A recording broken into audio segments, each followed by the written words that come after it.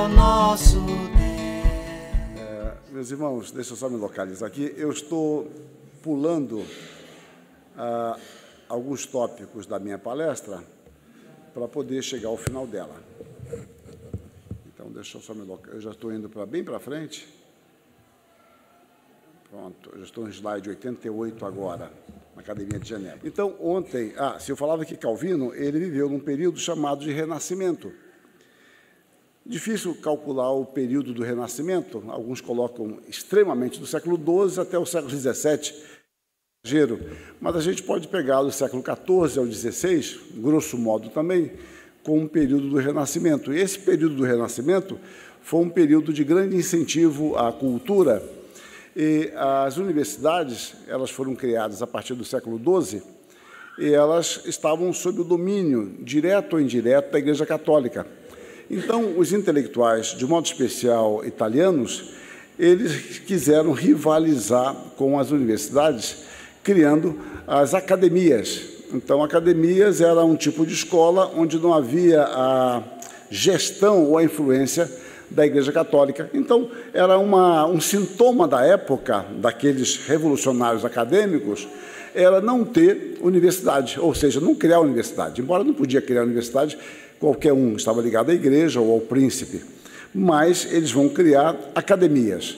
Então, a academia já era um novo tipo de visão, mais aberta, em vez de estudar um pensador do século V, Aristóteles, século IV, Aristóteles, estudavam Platão, e isso sempre, grosso modo, que eu estou falando, para dizer que Calvino viveu esse período e, em Genebra, ele cria sintomaticamente uma academia. Ele não cria uma universidade, ele cria uma academia, só que uma academia diferente. E eu estou chamando isso de Academia de Genebra, a missão como vocação. Missão como vocação. Então, com o estabelecimento desta academia em 1559, entendam, Genebra é uma cidade pequena, como eu falei ontem, uma cidade de 12 a 18 mil habitantes por causa da imigração, uma cidade endividada, promíscua, claro que já havia mudado muito isso a partir da reforma, mas é uma cidadezinha, e recebia muitos estrangeiros e muitos foragidos. A perseguição na França é muito forte. A gente aqui no Brasil tem um espaço tão grande que é estranho quando você vai na Europa, você, em termos de território, você está na Alemanha, daqui a pouco está na Suíça, daqui a pouco está na Itália, ou está na França. Então, são coisas muito pequenas. Aqui nada, aqui você anda um dia inteiro de carro para atravessar a Bahia. E se você for um baiano cansado, 3 dias. Então, quer dizer, a coisa demora. Então, atravessar a Bahia. A Bahia é um estado, Minas Gerais é um estado muito grande. Atravessar a Bahia, gente, olha, você cansa, é muito tempo de viagem. Então, na Europa não tem isso. A Bahia é maior do que muitos países europeus. E a gente não está acostumado com isso, então é difícil entender como as coisas funcionam. Eu quero encontrar um grande shopping na Europa. Você encontra nos Estados Unidos, mas não na Europa. Um mercado, tem um mercado bom aqui, tem que o açaí de Genebra, bom, não tem açaí, o atacadão de Lausanne, então não tem, você não vai encontrar, você encontra mercadinho pequeno, e as pessoas com muita impaciência, se você ficar gaguejando lá no caixa, alguém já está de cara feia com você, atrás de você, porque é uma coisa diferente, é um mundo totalmente diferente do nosso, em termos de espaço, e é por isso que quando eles vêm para cá também, se admiram. Eu me lembro quando eu tive um professor holandês, o Dr. Klooster, e numa oração pela manhã, ele agradecia os alimentos da feira. Eu fiquei, como dizia antigamente, encafifado com aquilo. Aí fui entender, era simples. Ele nunca tinha visto uma feira às 7 da manhã, com os legumes, com água por cima, né? Joga aquela água para enganar. Então, as maçãs brilhando, morangos, alface e uma série de coisas que ele não conhecia. Então, aquilo foi tão sensível a ele que ele agradece a Deus com muito fervor. E, para mim, feira era só incômodo, que eu morava em frente de uma feira, aquilo me incomodava muito. E a feira que eu conhecia depois de 1 hora, na hora da xepa. Eu não conhecia a feira às 6, que é mais caro. Então, era um mundo diferente. Entende? Uma feira que para você é algo tão comum. Para ele era algo magnífico, porque ele não estava acostumado a ver tanta variedade. Então, são mundos diferentes, né? Você transita nisso e percebe a diferença. Então, estou falando aqui de Genebra, que é uma academia, uma cidadezinha com a renda per capita baixa, que recebe imigrantes, um ou outro vem com dinheiro, mas muitos vinham perseguidos, sem dinheiro algum. Então, para criar essa academia, teve que se pedir esmolas, juntar dinheiro para poder criar uma academia e para tentar oferecer algum tipo de bolsa de estudo. Não era uma questão simples. Então, ele cria uma academia, em 1559.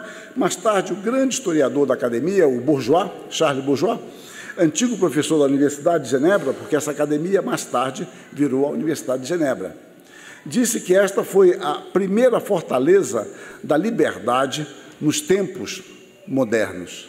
De fato, ali havia uma grande liberdade de pensamento dentro de um referencial reformado. Genebra, então, aí é que está um ponto fundamental que me interessa aqui na palestra. Genebra vai se tornar um grande centro, por meio da academia, uma verdadeira escola de missões. A Academia de Genebra, ela vai formar acadêmicos, e o estudo da academia, da biblioteca, tem autores católicos, inclusive, que se especializaram só no estudo da biblioteca da Universidade de Genebra na época, como tinha variedades de obras de pagãos, inclusive. Então, eles tinham um profundo estudo acadêmico e, ao mesmo tempo, uma escola missionária.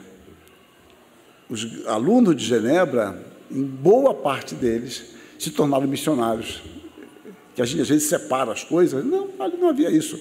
Então, porque os foragidos que lá se instalaram também, quando eles voltavam para a sua terra, que eles foram foragidos, perseguidos, e agora eles ali recebem uma informação, um conteúdo bíblico, teológico, muito mais consistente, e eles voltam para a sua terra muito mais entusiasmados. Agora eles querem evangelizar mesmo. Se antes eles evangelizavam, agora, então, eles estão muito mais empenhados nisto. O estabelecimento, um outro autor, McKinnon, diz que o estabelecimento da academia foi, em parte, realizado por causa do desejo de suprir e treinar missionários evangélicos. Então, a academia era uma escola que tinha um básico, a escola privada, e essa escola, ela tinha um curso superior, mas o referencial que eles adotavam era a palavra de Deus. Daí, o grande estímulo para a missão. E nós destacamos que, com exceção de Isaías, todos os comentários de Calvino sobre os profetas consistem em sermões direcionados a alunos em treinamento para o trabalho missionário, principalmente na França. Eu não posso explorar demasiadamente esse assunto, porque não é a minha palestra, mas estudar sobre a questão missionária a partir de Genebra, na França, e a França entrou nessa decadência total. Quem elogia a França são os pagãos. O que eles elogiam em Paris é uma imundície em todos os sentidos. Eu amo andar no metrô do Rio de Janeiro, mas Deus me livre andar no metrô de Paris. Então, a imoralidade, eu não vou descrever aqui porque não interessa, mas essa decadência deles, que não é de hoje, a minha impressão de Paris é de alguém que foi muito rico e ficou pobre e não sabe que é pobre. Eles vivem de um passado. E nós repetimos, tomar um cafezinho na Champs-Élysées, grande coisa, café pequenininho, caro, forte. Eu prefiro tomar aqui na Copenhague. Então, nós vivemos de ilusões. O que vocês pensarem em moralidade em Paris é o que existe mesmo, mas isso tem a ver com a expulsão dos protestantes, do massacre dos protestantes. Milhares e milhares e milhares de protestantes foram massacrados, e até reduzir a igreja a algo muito pequeno. E isso já no século XVI. Mas milhares, gente, cidades inteiras, templos queimados, com pessoas dentro. Foi algo terrível que houve lá, sem falar ainda da noite de São Bartolomeu. Então, o protestantismo foi estraçalhado na França. E isso vai gerar depois, remotamente, a Revolução Francesa, que vai trazer também benefícios para a liberdade, mas malefícios morais para a França e para o mundo ocidental. Então, a França é um símbolo de moralidade, algo nojento. Paris é algo nojento. Mas os intelectuais gostam, né? Fernando Henrique gosta de viver lá com a aposentadoria que a gente paga. Mas, Fernando Henrique Cardoso. Bom, voltemos aqui. Então, esses alunos vão se tornar missionários. O envio de missionários para outras cidades e países era uma questão delicada para a companhia de pastores. A companhia de pastores é o que mais se aproxima a um conselho ou um presbitério. Eram os pastores da cidade que se reuniam, chamado o pequeno conselho, conselho de pastores, porque eles não podiam confiar no conselho maior, que já envolvia a cidade toda, a liderança política. Então, eles abreviavam o nome dos missionários, eles usavam siglas, só as iniciais, porque isso poderia colocar em risco essas pessoas, missionários. E o próprio Calvino vai adotar vários pseudônimos, porque ele recebia correspondência. Imagine agora aqui, os franceses aqui no Brasil, missionários, e mandar uma carta para o querido João Calvino, de Genebra. Ele seria morto já aqui. Então, tinha que mandar para alguém de Genebra com um nome diferente. Então, Calvino tinha mais de 20 pseudônimos que eram usados por missionários para poder contactar com ele e não se exporem onde estivessem. Porque em qualquer lugar com domínio jesuítico, uma carta para Genebra é suspeita. Genebra? Quem é? Tal. E o nome ia ser muito importante, saber quem era, para quem estava sendo enviado. Então, cartas, as atas, eu tenho algumas dessas atas, as abreviaturas são evidentes. Não aparece durante anos e anos o nome dos missionários. Os nomes dos missionários eram, em geral, mantidos em sigilo, e a primeira vez que tais nomes são mencionados assim, explicitamente na Companhia dos Pastores foi em 1555, ou seja, Calvino vai morrer em 1564. Ele já está lá na segunda fase desde 1541. Só lá em 1555 ele se sente seguro para colocar o nome nas atas. Porque até 1543, mais ou menos, havia forte oposição do Partido Libertino. Agora não, agora houve paz. Então, digamos assim, não há mais perigo para nós colocarmos esses nomes, e essas atas que iriam mais tarde para o Conselho Municipal, eles iriam ler e descobrir nomes. E a maioria dos missionários não estava longe, a maioria estava na França. Então, contatos, documentos, isso geraria perseguição, como gerou, não por causa disso, mas porque esses missionários faziam o seu trabalho. Bom, essa preocupação de Calvino, que é uma preocupação pouco explorada, é um assunto numa linha de Calvino pouco explorada, porque a pregação do Evangelho, um grande estímulo para a pregação do Evangelho em Calvino é por causa da doutrina da predestinação.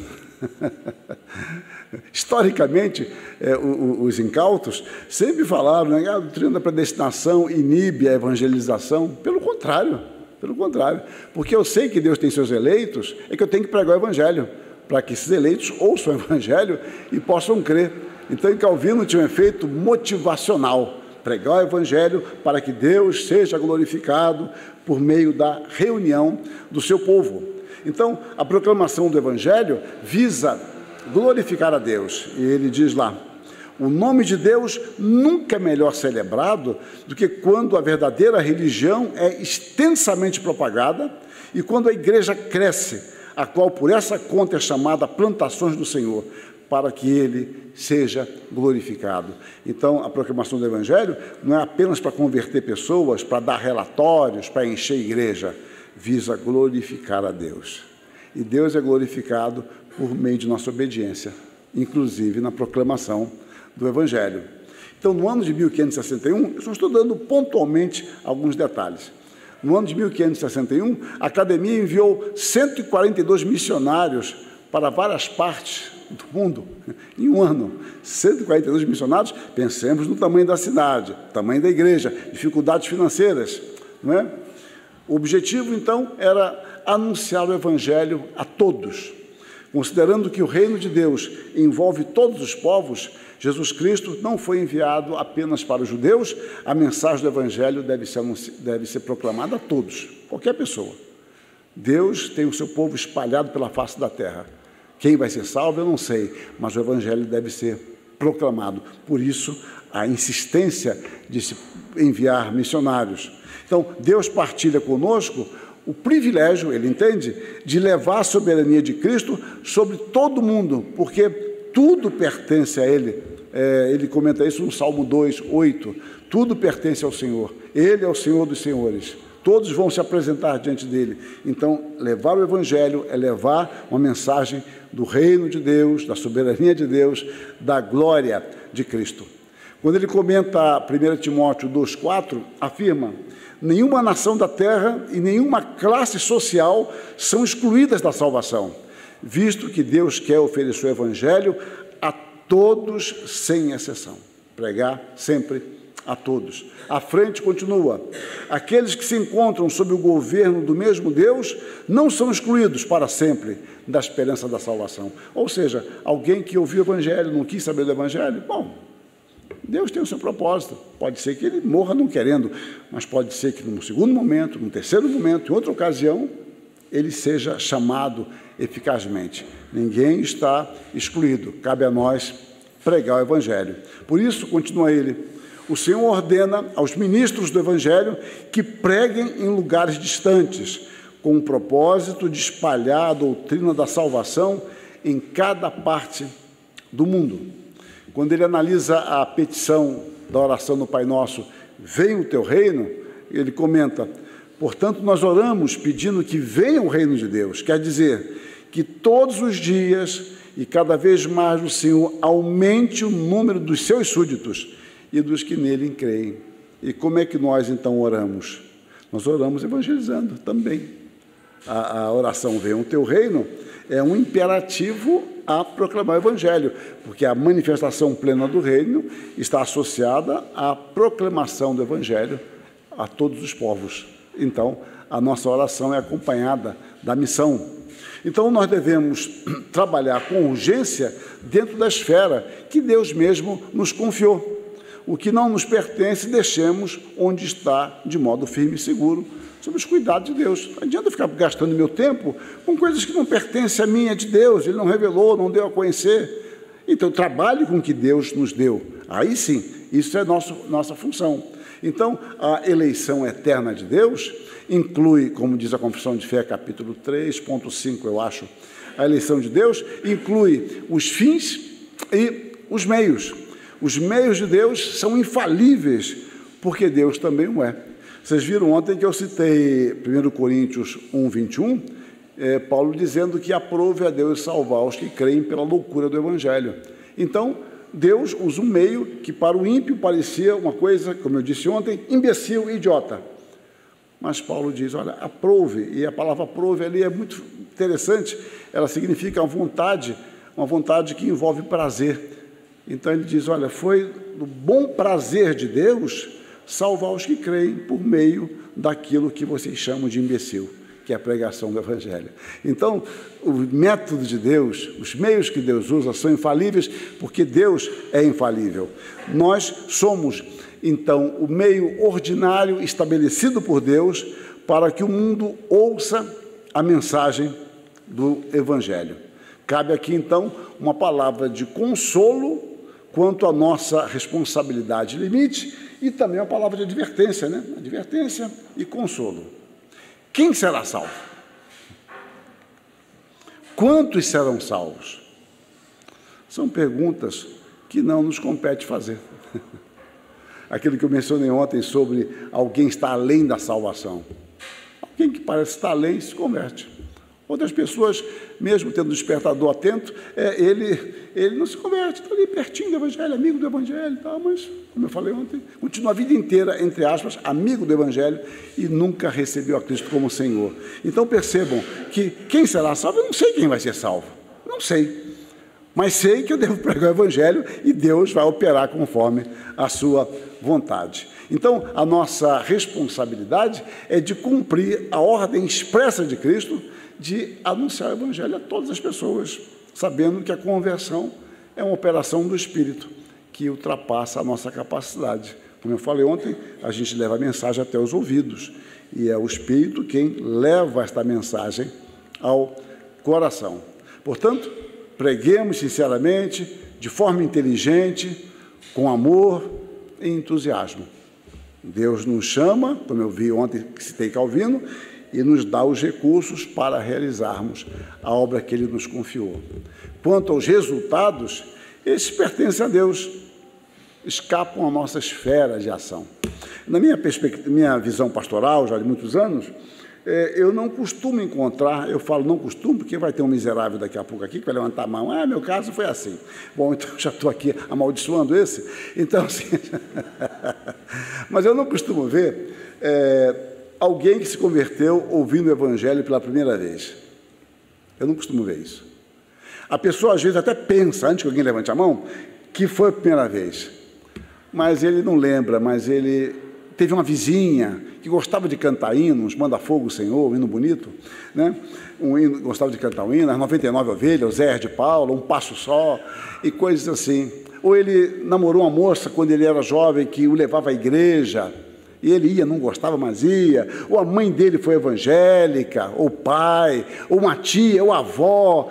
Ele teve contato. Um dia ele leu a Bíblia no hotel, tinha o Novo Testamento lá dos Gideões, ele leu alguma coisa, estava angustiado. É muito interessante isso. O que eu tenho observado não é uma regra, não quer dizer que Deus não possa fazer de forma diferente, mas o que eu tenho observado é que as pessoas, quando se convertem, quando elas têm consciência disso, em geral, eles já tiveram algum contato com o Evangelho, um pouco ou muito, muito contato. Eu estou dizendo isso, que me traz grande conforto, é porque nós não sabemos o resultado da nossa obra. Nós colhemos, às vezes, os frutos de trabalho de irmãos nossos. Eu pastorei uma igreja durante 12 anos, aquela igreja não crescia, era difícil crescer aquela igreja, era muito difícil. Eu fiquei confortável, porque já passaram 3 pastores, ela continua não crescendo. Eu falei, então, a culpa não é minha, não. Então... Mas uma coisa interessante naquela igreja, que eu amava muito aquela igreja da Vila Guarani, é que como saíram líderes de lá para regiões distantes. Foi que ministério curioso.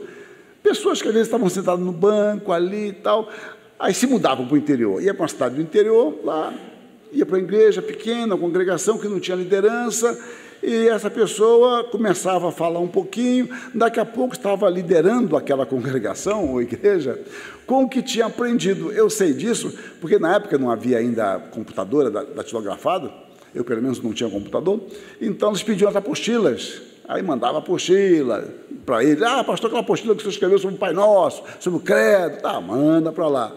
Então eles começavam a usar textos assim. E eu cansei de ver isto. É um ministério muito curioso. Você não sabe o alcance, eu sei um pouco por causa dessas apostilas, mas não sei o alcance do trabalho daquela igreja em vários lugares, como você não sabe. Tem um colega de trabalho que você fala para ele de Cristo, do Evangelho, colega de escola, tal, ele não está nem aí para isso.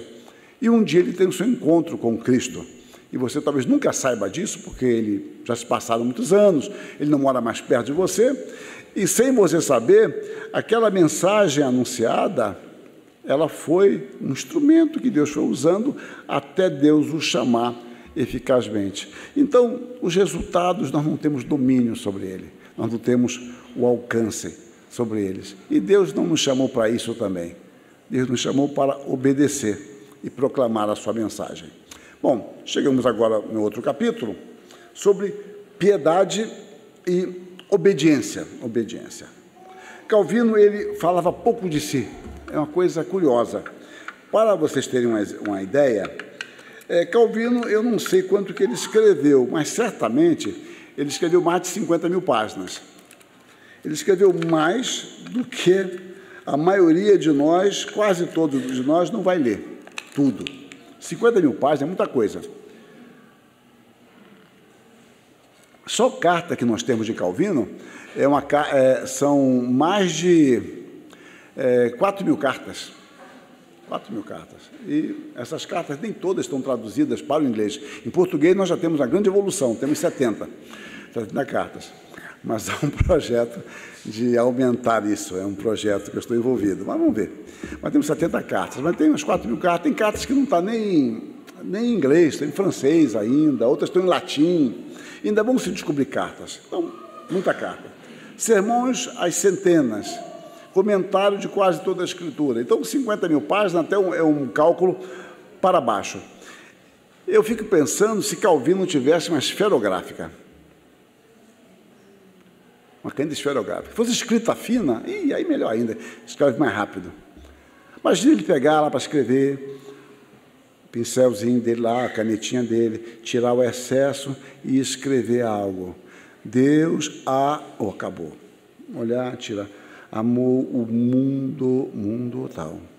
Tá, olhar, tirar o excesso. De tal maneira. Já imaginou alguém escrever assim? Hoje as pessoas não têm nem paciência para escrever mais à mão, né?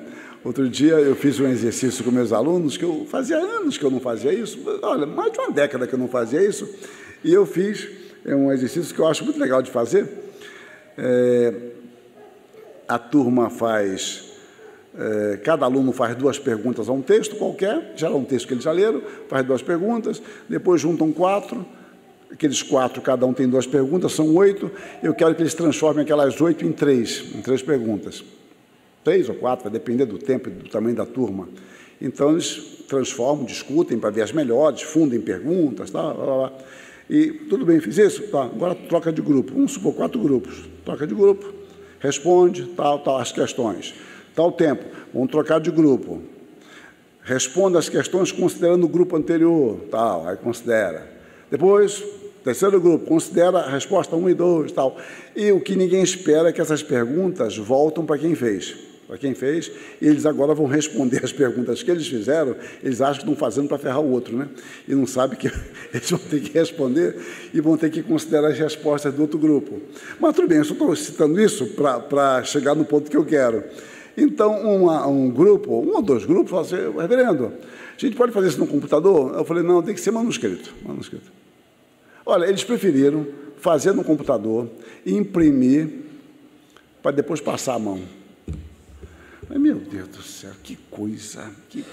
Eles não conseguiam pensar sem ser manuscrito. E não sabem que a escrita manual desenvolve parte do cérebro que você não desenvolve digitando. É um tipo de raciocínio diferente do digitar e do escrever, são formas diferentes.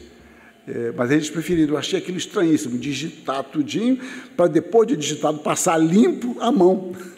Não é passar limpo digitando, passar limpo a mão. Eu achei de muito inteligente, mas interessante isso. Bom, então a gente não gosta nem de escrever mais. Agora, escrever com essa pena seria algo terrível, a gente não consegue imaginar. Então, uma caneta esferográfica para Calvino, eu acho que ele transformaria isso em 100.000 páginas, se tivesse tempo para isso. Bom, mas Calvino não fala de si, ele é muito discreto. Por exemplo, a conversão dele, que foi entre 1532 e 1534, ninguém sabe quando foi. Ele menciona apenas que teve um chamado súbito, uma súbita conversão, que quer dizer algo repentino, que não quer dizer algo repentino no sentido de que aconteceu agora, que não tinha nada antes. Pode ser algo que vinha acontecendo e agora ele teve consciência. Mas ninguém sabe qual foi o instrumento que Deus usou, como foi, em qual cidade que ele estava. Ele não era de falar de si mesmo. Bom, em 1536, eu mencionei isso ontem muito rapidamente, Calvino está ele está viajando para Estrasburgo. Estrasburgo é uma cidade lindíssima, lindíssima mesmo. Ela fica na divisa entre a França e a Alemanha. E essa cidade, em alguns momentos, pertenceu à Alemanha, em alguns momentos pertenceu à França. E no tempo de Calvino, ela pertencia à Alemanha.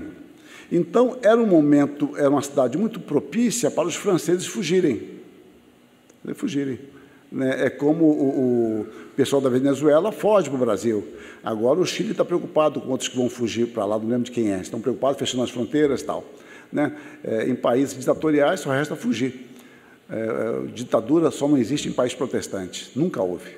Protestante não combina com ditadura. Países católicos, sim. Bom, mas voltemos aqui. Então, esse pessoal fugia para lá, para Estrasburgo. Então, é uma cidade de respeito, tolerância. Havia católicos, obviamente, havia protestantes. Tudo bem. Havia um grande homem lá, chamado Martin Bucer. Calvino está indo para lá. Ele é jovenzinho, 36, ele estava com o quê? 20 e poucos anos, ele é de 1509, só bater aí 27 anos, 26 anos. 27 anos, 1509, 1536.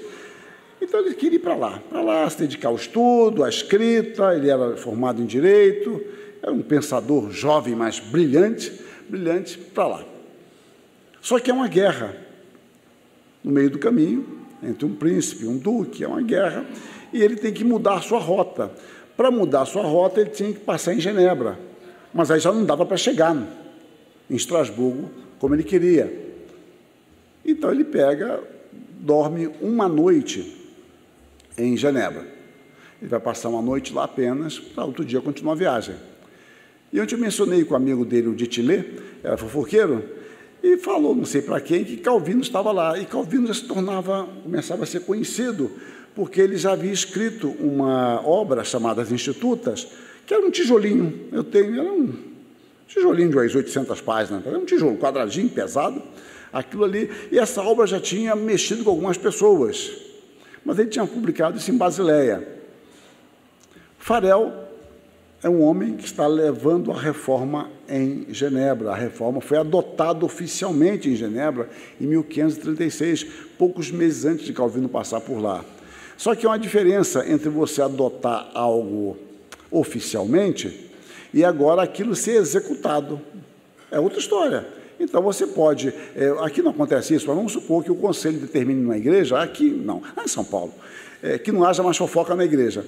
Bom, então, se essa coisa absurda, não da determinação da fofoca, que não existe, se o conselho determinasse isso, bom, determinou, tudo bem. Agora, para colocar isso em prática, demora tempo, muita disciplina, muito choro, línguas cortadas, tal, pela fé, tal. Então, vai ter uma série de fatores até que isso seja implementado, se é que vai dar certo. Então, há a implantação da reforma oficial, mas agora o modus operandi, o modo de fazer isso, vai demorar. Farel, então, chega Farel, e Farel era um homem grande pregador, impulsivo, era um homem vivo na sua pregação, mas ele não tinha uma grande base intelectual de Calvino. Então ele ouve falar que esse tal de Calvino, que ele não conhecia pessoalmente, estava lá, e ele vai lá na hospedaria onde Calvino estava, e conversa com ele e o convence a ficar em Genebra. E Calvino não quer ficar ali, ele quer ir para Estrasburgo. E Farel, não vou dar detalhes aqui, que não importa, Farel persuade com ameaças. Deus vai castigá-lo, puni-lo, que Deus não dê paz para ele se ele não atender. E Calvino falou, pois não, vieram me chamar, eu estou aqui. E Calvino vai e fica.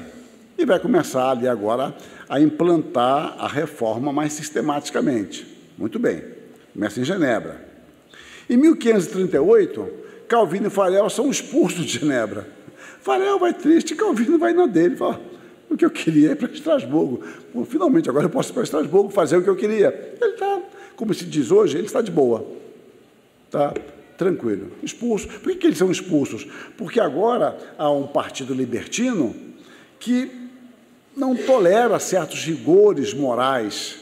Eles queriam viver numa imoralidade e continuar na igreja. E teve um momento crucial quando Calvino se interpôs entre esses homens e a ceia do Senhor. Eles queriam participar da ceia e Calvino falou, não, para vocês não. E eles quiseram na marra, Calvino saiu e se colocou entre a mesa e eles, olha, só se passar por cima de mim. E eles resolveram recuar, então, mas também votaram contra Calvino, e Calvino nem era cidadão de Genebra, ele era um cidadão francês. Bom, então foi expulso para lá. Tá. Em 1538, então, ele vai chegar em Estrasburgo, onde ele queria. Agora sim, agora eu vou fazer o que eu quero. Eu vou sentar, vou dar aula e vou escrever. Mas lá ele vai encontrar o Martin Bucer. E Martin Bucer já ouvia falar mais dele, agora ele se tornou mais famoso, o convence a pastorear os refugiados franceses em Estrasburgo. E ele não quer. E Martin Bucer também joga uma praga nele, está igual Jonas, fugindo do seu chamado, fala, pois não, vieram me chamar, Senhor, eu estou aqui, atendo. E ele começou agora a pastorear os refugiados franceses em Estrasburgo. E aqui vai ser um momento muito especial na vida dele, quando ele começa a ver aqueles homens e mulheres que eram expulsos da França, ou fugiam da França, sem bens algum, e como eles cantavam. Eles iam para a igreja cantando, alegres. E isso vai ser algo muito marcante, e isso é uma característica muito forte do pensamento reformado, né? O cantar. Cantar, mas é o som muito alto não, é cantar, ouvir as vozes das pessoas, tal. Então, cantar pensando na letra, o que está dizendo. Então, isso vai marcar profundamente Calvino, que isso aí já seria uma linha que não posso seguir hoje, sobre a questão litúrgica. Bom, vamos lá. Então, ele vai pastorear esse pessoal. Genebra entra em declínio, caos total, quase a Venezuela da Europa. Então, entra em declínio total lá. E agora eles falam, gente, era ruim com Calvino, mas sem Calvino é pior. Vamos chamar Calvino de volta. Calvino não quer nem pensar nisso. Aí eles falam, olha, mas quem convenceu o Calvino a ficar aqui foi Farel. Farel fez até o casamento dele. Difícil casar Calvino, viu? Mas Farel fez o casamento, tal, porque Calvino é muito exigente. Não vou nem falar da exigência, que isso é muita coisa engraçada. Bom, mas por que não Farel? Aí eles escrevem para Farel, que está em outra cidade. Farel escreve para Calvino, Calvino, vá para lá, Deus está chamando você. Ele fala, não quero. Então, Farel aciona um outro amigo dele, um outro amigo de Calvino, e vai também apressar Calvino.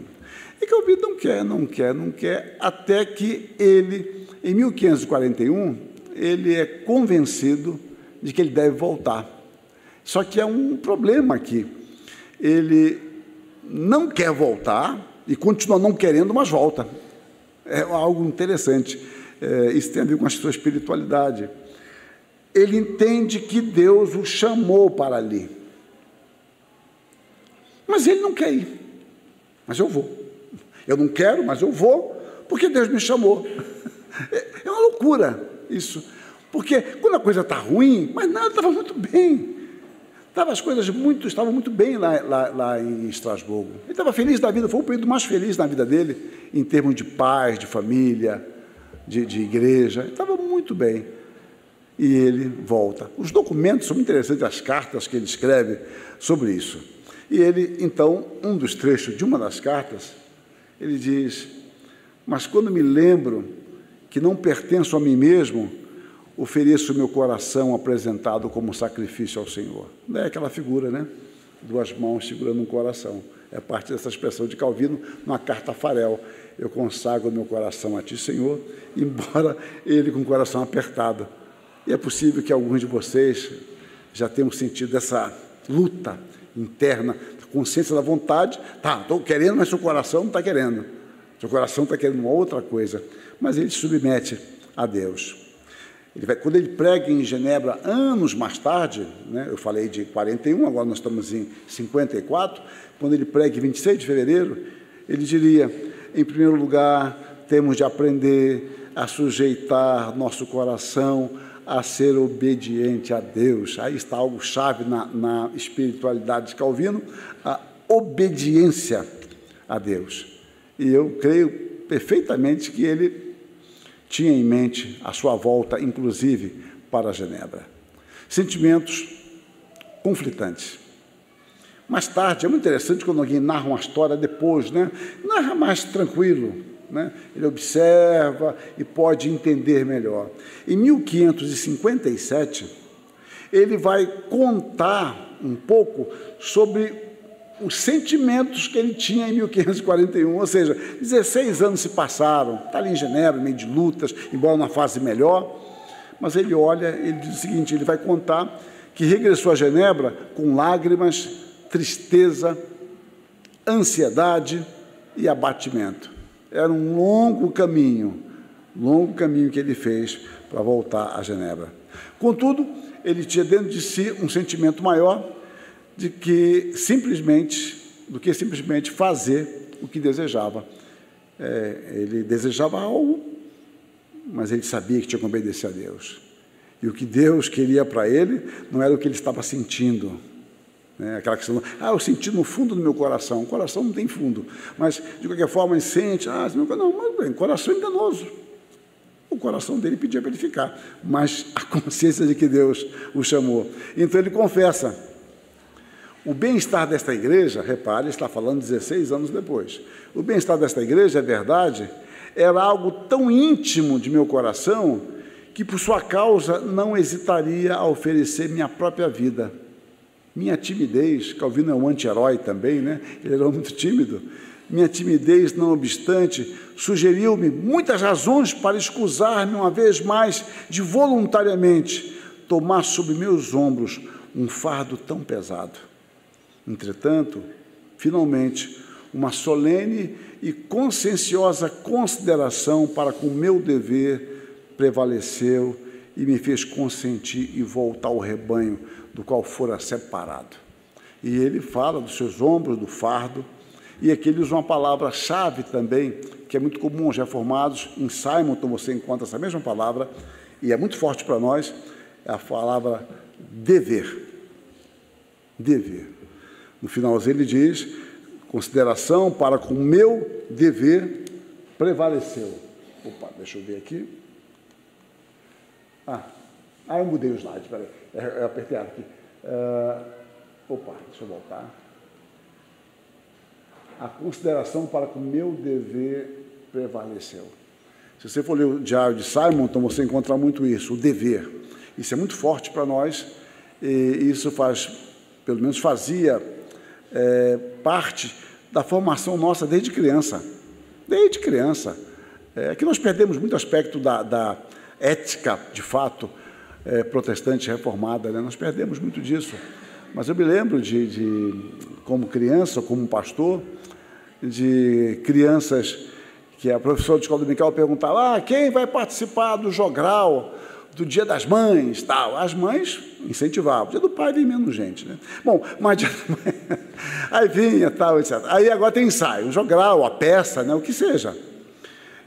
Aí a criança dá o nome. Aí agora chega sábado, aquele sábado bonito, sol 40 graus, tal, e ele quer ver um filme na televisão lá, e agora ou quer dormir depois do almoço, tal, e a mãe fala: filho, ensaio às 3 horas. Não quero ir não. Filho, você vai. Mas não quero, eu estou com sono. Fulano, você não deu seu nome para a tia Jezabel? Bom, você deu o nome para ela? Não tem nenhuma Jezabel. Você deu o nome para ela? Dei. Então, você aprende uma coisa: tem que honrar a palavra que você deu. Compromisso. Você assumiu um compromisso, tal. Então, alguns de vocês devem ter ouvido isso, não é possível que não ouviram? E aí você vai meio murcho, e chega lá, gosta, ensaia, não quer voltar, volta. Não, tá bom. Mas não quer ir, mas depois não quer voltar para casa.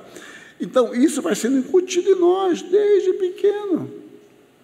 Senso de dever, responsabilidade, compromisso, palavra dada. Isso é muito marcante em nossa formação reformada calvinista.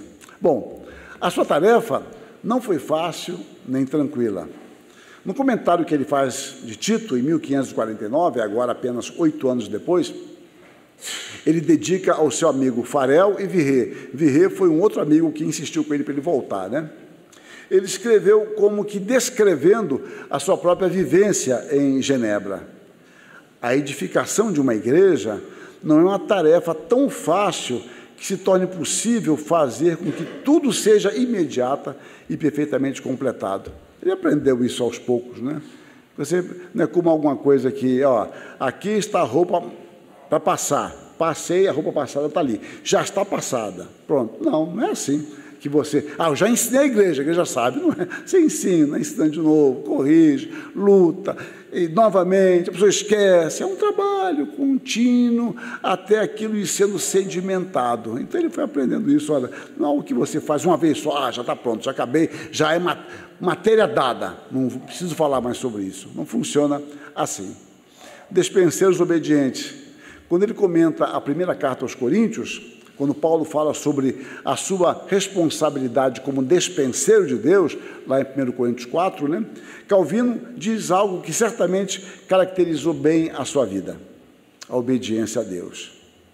O Senhor espera que seus servos sejam solícitos e prazerosos em obedecê-lo, em demonstrar alegria, agindo sem qualquer hesitação. Resumindo, Paulo quer dizer que a única maneira para se fazer justiça à sua vocação seria desempenhando sua função com um coração voluntário e de forma solícita.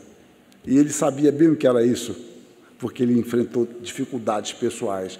Mas ele diz: olha, o que a palavra nos ensina é isso. Essa é a orientação, é a instrução bíblica. Tomemos como lema estas palavras, então, de Calvino: somos de Deus, logo vivamos e morramos para Ele. Somos de Deus, logo que sua sabedoria e vontade presidam a todas as nossas ações.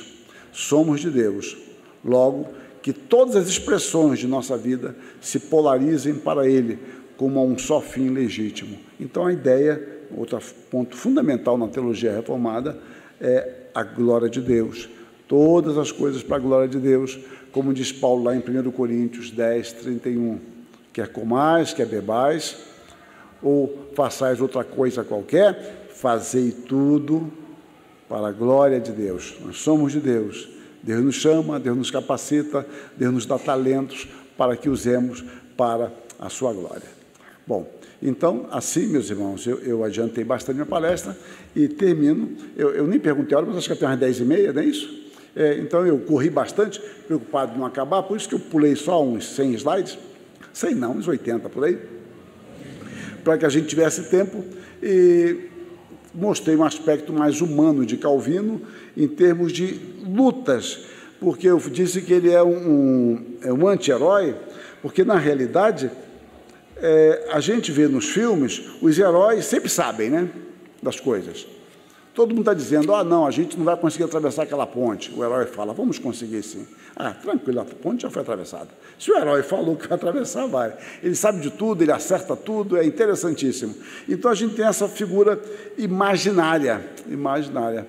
E Calvino era um homem como nós, sujeito a pecado, a crises, indecisões, e foi chamado a fazer coisas para as quais ele não se sentia nem um pouco habilitado, porque não era isso que ele queria, não era isso que ele idealizou para a vida dele, entendam? Não é isso que ele idealizou para a vida dele. O que ele imaginava era ser um humanista, escrevendo, como ele já tinha escrito com 23 anos, ele já tinha escrito uma obra sobre Sêneca, né, um filósofo Sêneca, que ele mandou para o maior humanista da época, né, para Erasmo de Roterdã. Então, o sonho dele era isso, conheceu a fé e trabalharia com isso. E eu não estou falando de alguns aspectos que não constavam da minha palestra, mas de participar de concílios. Ele teve que participar de grandes debates representando a igreja, grandes colóquios. Vai Calvino, é o Calvino que vai nos representar. E ele que detestava aparecer em público, de enfrentar esses debates. Ia lá, as pessoas ficavam admiradas com ele, e ele não se vendo capaz para aquilo. Mas Deus o capacitava, como Ele faz conosco, né? Também dentro das nossas esferas de atuação. Mas certamente deve haver perguntas, eu estou pronto a dizer que não sei. Mas...